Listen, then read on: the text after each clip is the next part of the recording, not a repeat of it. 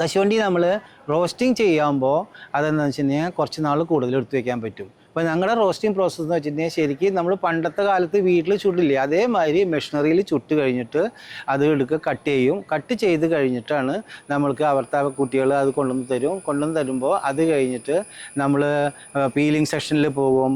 അങ്ങനെ ഒരു 5-6 പ്രോസസ്സിങ് ഉണ്ട്. അത് ആദ്യം റോസ്റ്റിംഗ് ചെയ്യണം, പിന്നെ അത് കഴിഞ്ഞ് കൂളിംഗ് ചെയ്യണം, അത് കഴിഞ്ഞ് പിന്നെ സോർട്ടിങ് ചെയ്യണം. അങ്ങനെ ഒരു 6-7 സെക്ഷൻ കഴിഞ്ഞിട്ടാണ് ഇത് ഫിനിഷ്ഡ് പ്രൊഡക്റ്റ് ആയിട്ട് വരുന്നത്.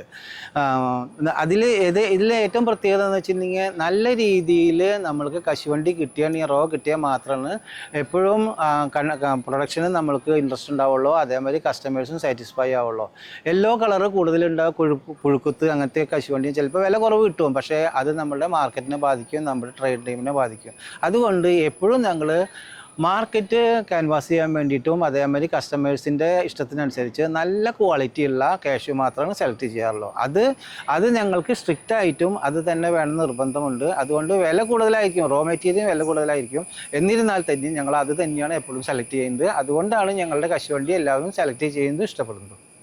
കശുവണ്ടി ഞങ്ങളുടെ ഫാക്ടറിയിൽ പ്രോസസ്സ് ചെയ്യണേൽ ഒരു 6-7 ടൈപ്പ് ഉണ്ട്. അത് ഏറ്റവും നല്ല ടൈപ്പാണ് 180. 180 എന്ന് വെച്ച് കഴിഞ്ഞാൽ നല്ല കശുവണ്ടി ആണെങ്കിൽ മാത്രമേ നമുക്ക് 180 കിട്ടുള്ളൂ. ഏറ്റവും വലിയ അതായത് സൈസായിരിക്കണം, അതിനാണ് 180 എന്ന് പറയുന്നത്. അത് കഴിഞ്ഞിട്ടുള്ളതാണ് ഇവിടെ പ്രോസസ്സ് ചെയ്യുന്നതിലത്തെ സെക്കൻഡ് നമ്പർ 240. 240 ഏതാണ്ട് റേഞ്ച് 180 അടുത്ത് വരും, പക്ഷേ 180 അത്രയ്ക്ക് എത്തില്ല. എന്നാലും ഏതാണ്ട് നല്ല കപ്പാസിറ്റി ഉള്ളതിന് 240. അത് കഴിഞ്ഞാൽ അടുത്ത സെക്ഷനാണ് 320. 320 എന്ന് വെച്ചിട്ടുണ്ടെങ്കിൽ ഇതിനെക്കാട്ടിയും കുറച്ചും കൂടിയും സൈസ് ചെറുതായിരിക്കും. അല്ലാണ്ട് ക്വാളിറ്റിയൊക്കെ ഒന്ന് തന്നെയായിരിക്കും, എപ്പോഴും എല്ലാതും A to Z വരെ ക്വാളിറ്റി ഒന്ന് തന്നെയായിരിക്കും, പക്ഷേ സൈസിലുള്ളൊരു വ്യത്യാസമാണ് ഇതിൻ്റെ ഗ്രേഡ് തിരിക്കുന്നത്. അത് കഴിഞ്ഞാലുള്ള സെക്ഷനാണ് 450. 450 ആണ് ലാസ്റ്റ് സെക്ഷൻ വരുന്നത് ഇതിൻ്റെ സൈസിൻ്റെ.